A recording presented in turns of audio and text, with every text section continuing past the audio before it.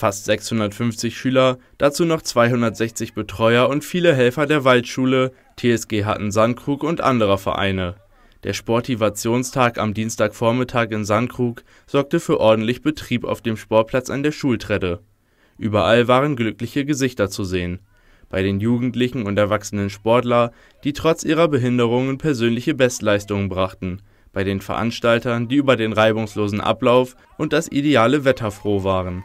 Das Organisationsteam der TSG mit Stefanie Blome an der Spitze hatte seit Monaten dafür gearbeitet, dass alle Vorbereitungen bis ins Detail geplant waren. Die ehrenamtlichen Helfer aus den Sportvereinen des Kreissportbundes und der Waldschule Hatten garantierten den glatten Verlauf des Sportfests. Sportabzeichen wurden abgenommen, gleichzeitig bot ein Bewegungs- und Spielfest den Besuchern die Chance, Geschicklichkeit und Fitness zu trainieren.